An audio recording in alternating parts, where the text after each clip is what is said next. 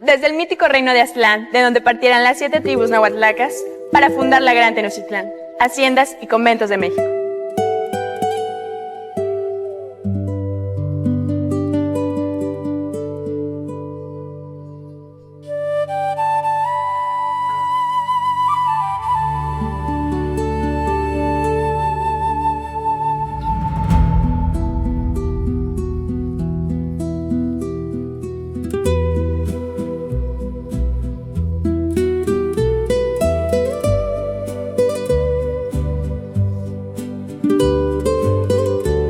Haciendas y Conventos de México, documento testimonial del acervo cultural arquitectónico del México colonial.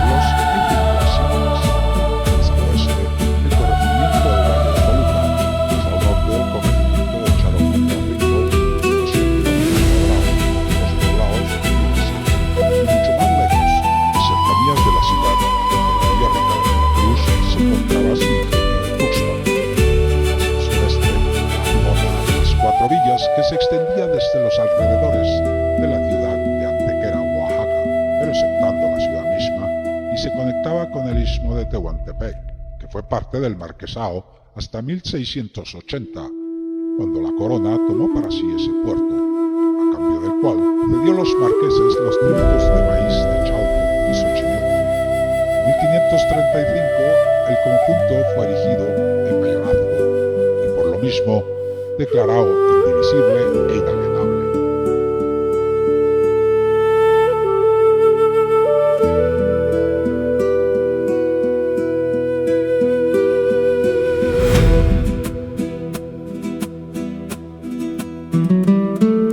En tu programa Haciendas y Conventos de México te mostramos pedazos de tu propia historia.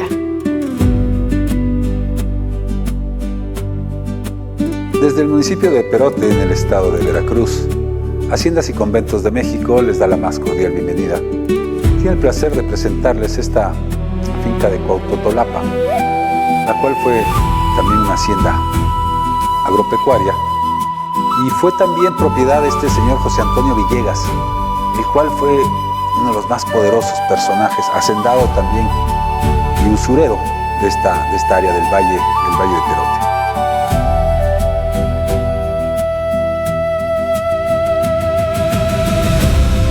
La hacienda Cuautotolapa se encuentra en el municipio de Perote, Veracruz, el cual colinda al norte con los municipios de Jalacingo, Altotonga, Villa Aldama y Las Vigas de Ramírez. Al este con los de Acajete, Coatepec y Jico. Al sur con el municipio de Ayahualulco y con el estado de Puebla. Y al oeste con el estado de Puebla.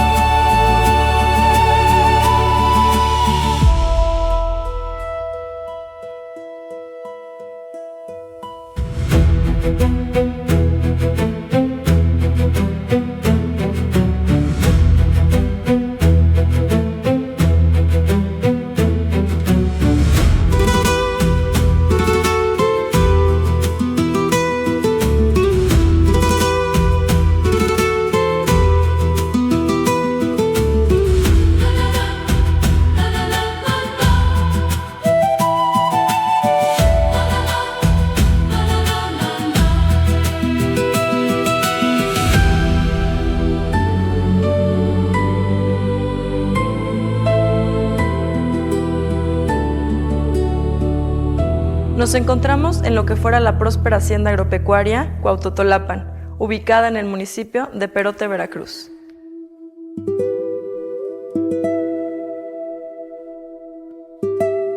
El nombre de esta hacienda Cuautotolapan proviene del término náhuatl cuau, que significa silvestre, totolín, que significa guajolote, atl, que significa agua, y pan, que quiere decir lugar, es decir, lugar entre aguas donde hay guajolotes silvestres.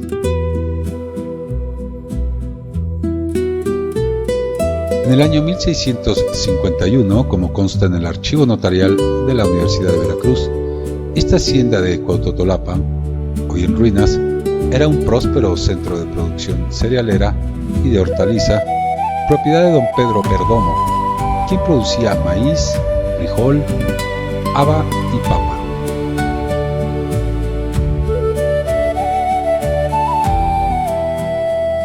En 1700, doña Micaela de Gamboa, viuda del capitán Perdomo, propietario de esta finca de Cuautotolapan, la vendió al señor Andrés de Calva. Posteriormente, esta hacienda agropecuaria también pasó a manos de la acaudalada y usurera familia Villegas, la cual se consolidó como una de las más poderosas del Valle de Perote y del cantón de Jalacingo, en donde se encuentra este hermoso inmueble colonial, hoy en ruinas.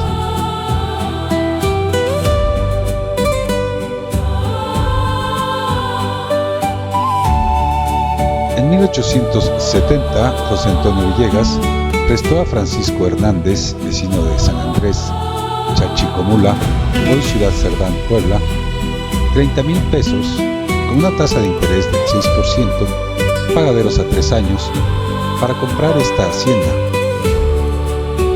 Imposibilitado para liquidar sus adeudos, Villegas concedió a Hernández un año más de prórroga, pero este no pudo pagar y el 27 de enero de 1874 ambos decidieron dar por terminado el contrato. Agobiado por la deuda, Hernández se vio obligado a venderle el año siguiente la propiedad en 40,000 pesos.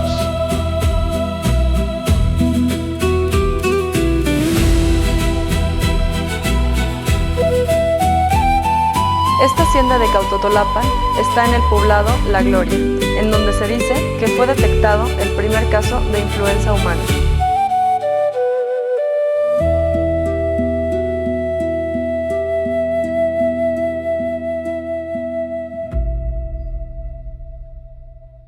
Este hermoso valle de Perote inició su desarrollo productivo a partir de algunos sucesos tecnológicos, como lo fueron los tendidos telegráficos que lo conectaron con Jalapa y la cabecera del cantón en 1869.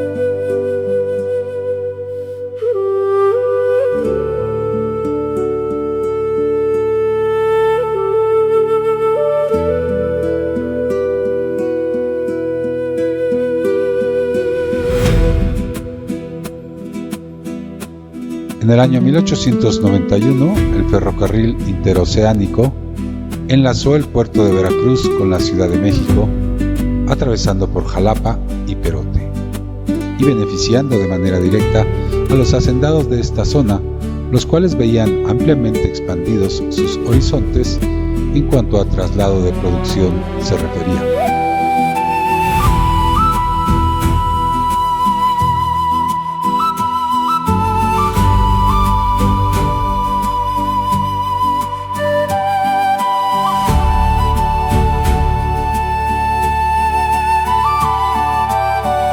A principios del siglo XX, había en el cantón de Jalacingo 18 haciendas agropecuarias, dentro de las cuales se encontraba esta finca de Cuautotolapan, con una extensión de 10,000 hectáreas que producían trigo, cebada, maíz, raíz de zacatón para la producción de escobas y estropajos, pulque y haba.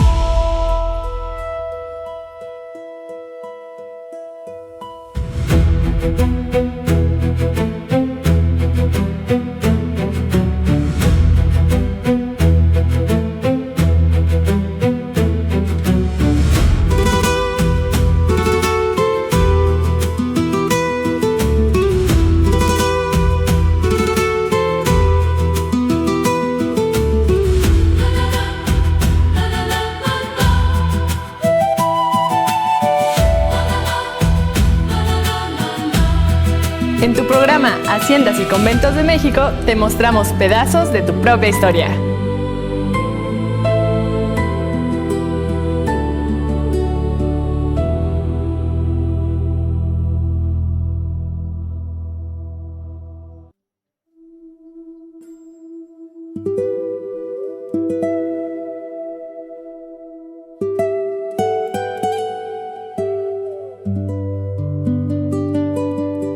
Durante el Porfiriato, el dueño de esta bella finca, don José Antonio Villegas, poseía además el 70% del fértil Valle del Perote, Veracruz. Al inicio del Porfiriato, en el año 1880, don José Antonio Villegas, dueño de esta hacienda Cuautotolapan, poseía además otras 3 grandes fincas, acumulando una extensión superficial de 50.000 hectáreas, es decir, el 70% de las tierras del Valle de Perote. Además de poseer grandes extensiones de tierra en esta región, José Antonio Villegas, aunque nunca llegó a ser jefe político del cantón de Jalacingo, en 1874 fue miembro del ayuntamiento de su pueblo. En 1885 formó parte de la Junta Auxiliar del mismo y en el periodo 1894-1896 fungió como diputado propietario ante el Congreso local. Estas no son sino ejemplificaciones de sus actividades políticas, y es que él y su familia eran ampliamente conocidos por su injerencia en la vida económica, política y hasta religiosa del cantón. Durante la primera mitad del siglo XIX, su familia había pagado de su peculio la construcción del sagrario de la iglesia de Jalacingo y había mantenido durante varias décadas el control administrativo de la cofradía del Padre Jesús. Por otra parte, se recuerda a Quirino Villegas como arrendatario de las tierras de la cofradía del Santísimo Sacramento. Como se podrá observar, las relaciones existentes entre la familia Villegas, propietaria de esta bella finca de Cuautotolapan, y las instituciones y autoridades locales eran estrechas. No solo era la familia con grandes propiedades, sino que al ejercicio de sus actividades económicas, sus miembros sumaban su presencia en la administración local y su participación en las celebraciones religiosas del pueblo. Como dato curioso, el poblado de La Gloria, en donde está ubicada esta hacienda de Cuautotolapan, dentro del municipio de Perote, Veracruz, fue señalado como el sitio donde inició la influenza humana con el caso del pequeño Edgar Hernández. Durante los días de la emergencia sanitaria, este poblado atrajo los reflectores de los medios de comunicación de todo el mundo, como es el caso de The Wall Street Journal. El menor de 5 años de edad, llamado el caso Cero, finalmente se curó de la nueva enfermedad.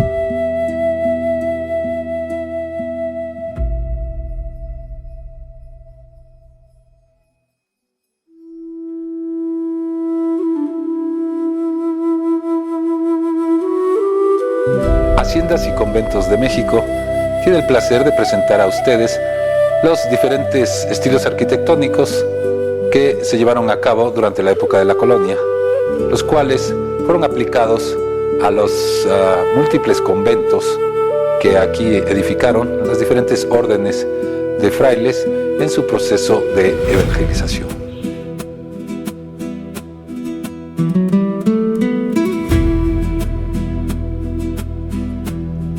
La hacienda Tenextepec se encuentra en el municipio de Perote, Veracruz, el cual colinda al norte con los municipios de Jalacingo, Alto Tonga, Villa Aldama y Las Vigas de Ramírez. Al este con los de Acajete, Coatepec y Jico. Al sur con el municipio de Ayahualulco y con el estado de Puebla. Y al oeste con el estado de Puebla.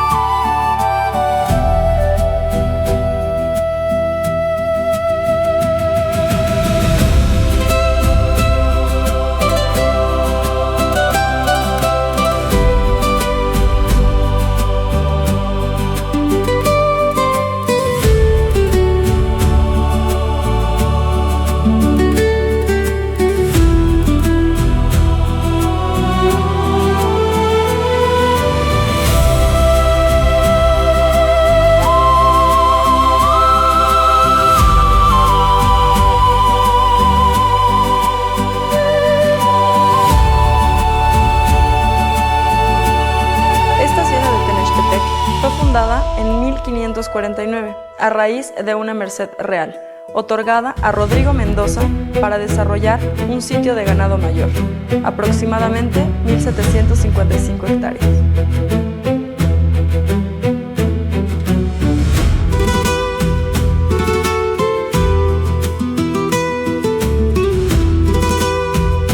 En el Valle de Perote, Veracruz, desde el año 1549 se empezó a construir la hacienda de San Antonio Tenestepec. Nació como un sitio de estancia para ganado mayor, aproximadamente 1.755 hectáreas, merced real, otorgada por el virrey Antonio de Mendoza a Rodrigo de Mendoza.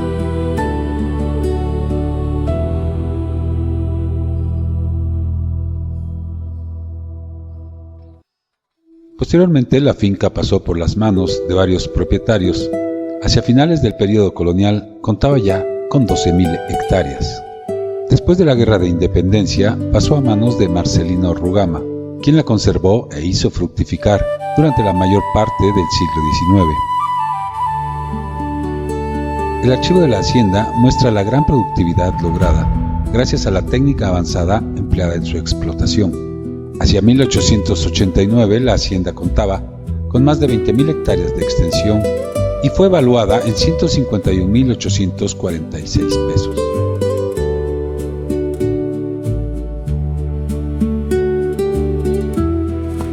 Esta finca producía madera, maíz, trigo, centeno, haba, arvejón, frijol, papa y cebada.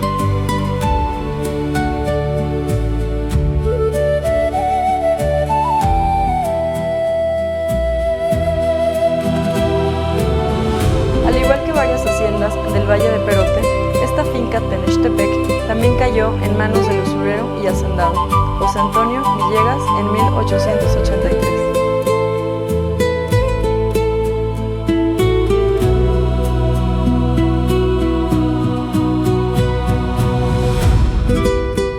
Con la llegada del ferrocarril, conocido como La Cucaracha, construido en la última década del siglo XIX, la producción de esta finca se comercializaba en Jalapa, Veracruz y Puebla. A partir de 1894 y como una prioridad del régimen del general oaxaqueño Porfirio Díaz, empieza la explotación mecanizada de la agricultura y la madera, producto de la revolución industrial que cambiaría de manera radical el rumbo del mundo. El transporte de la madera también sufrió cambios, pues fue instalada una vía férrea particular para una máquina de vapor que transportaba la madera. Esta hacienda de Tenestepec fue adquirida casi en las mismas condiciones que la de San Antonio de Monte.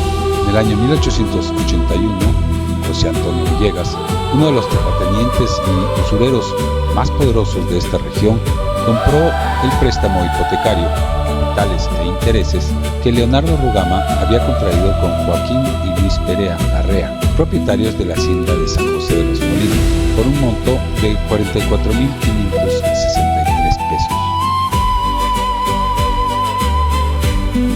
Tenestepec tenía ya un largo camino recorrido en lo que se refería a imposiciones hipotecarias. Desde 1861, Leonardo Rugama venía hipotecando la propiedad, transfiriendo el préstamo de mano en mano y teniendo dificultades en el pago del capital original, mas no en los réditos.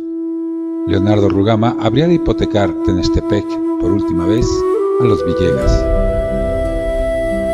El 8 de julio de 1869, Leonardo hipotecó la propiedad a José María Bello, un próspero comerciante altotongués, por una cifra de 5,000 pesos, con una tasa de interés del 12% anual, pagaderos a 3 años. Rugama no pudo liquidar su adeudo a los herederos de Bello, y estos lo vendieron a José María Villegas del Campo, medio hermano de José Antonio, por la cantidad de 1.200 pesos.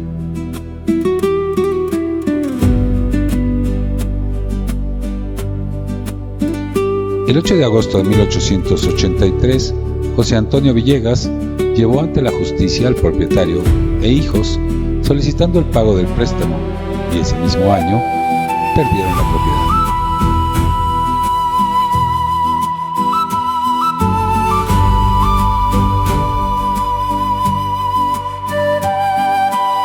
La hacienda Tenestepec ubicado en el valle del Cofre de Perote, producía cereales y madera.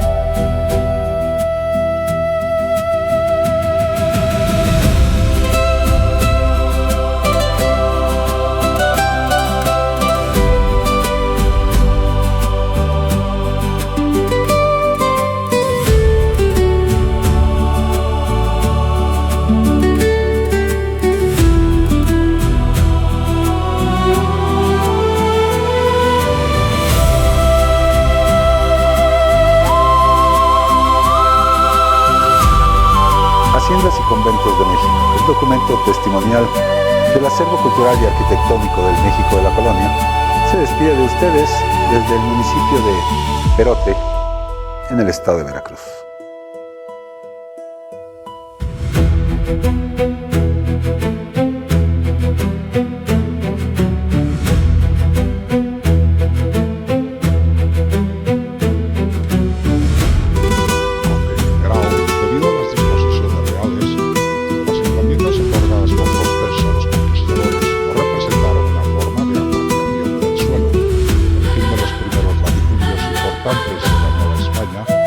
Estuvo ligado directamente a los giros de fortuna que vivieron algunos de los conquistadores. Los primeros grandes latifundios del México colonial surgieron de las concesiones hechas por el rey Don Carlos a don Hernando Cortés, como premio de la conquista del Imperio Mexica. Tras la caída de México Tenochtitlan, Cortés se encontró en posesión del mayor capital que había en el Nuevo Mundo. Además, por la Real Cédula del 6 de julio de 1529, el rey le convirtió en marqués del Valle de Oaxaca y con el marquesado recibió villas y pueblos, hasta en número de 23.000 vasallos, aunque estos en realidad fueron mucho más numerosos, y todavía en 1560 le pagaban al marquesado tributos por 36.862 pesos anuales. Pero el marqués podía considerarse más que un riquísimo encomendero, ya que junto con el título del marqués del Valle de Oaxaca había obtenido no solo las villas y pueblos tributarios, sino sus tierras y aldeas, y términos y vasallos y jurisdicciones civil y criminal, alta y baja, merops y imperio, y rentas y oficios, hechos y derechos, y montes y prados, y pastos y aguas corrientes, estantes y máquinas, había escogido personalmente los lugares enumerados en la Real Cédula, que eran a juicio lo mejor de la Nueva España, y el rey no conservaba esencialmente más que las apelaciones de justicia, las minas y la minera. El conjunto del marquesado formaba un territorio vastísimo de 11.500 kilómetros cuadrados, equivalentes aproximadamente a la superficie del actual estado de Querétaro, aunque dividido en varias porciones separadas entre sí. Las más importantes al sur de México era la alcaldía mayor de Guadalajara, que comprendía la amplia región del Valle del que abarcaba casi todo el actual estado de Morelos y el extremo norte de la superficie de 4.100 kilómetros cuadrados. Luego se contaba con el corregimiento de Coyoacán, con 550 kilómetros cuadrados, la Ribera, en esta villa, que abarcaba 34 pueblos y 5 haciendas. Hacia el oeste, el corregimiento del Valle de Colima, hacia el norte, el corregimiento de Chaloma de Rodrigo, de 100 kilómetros cuadrados, los poblados y hacienda.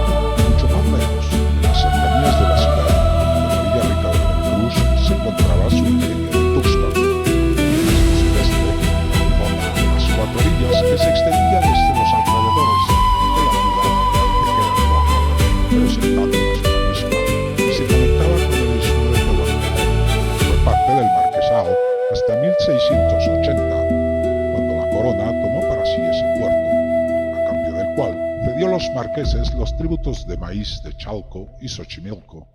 En 1535 el conjunto fue erigido en mayorazgo y por lo mismo declarado indivisible e inalienable.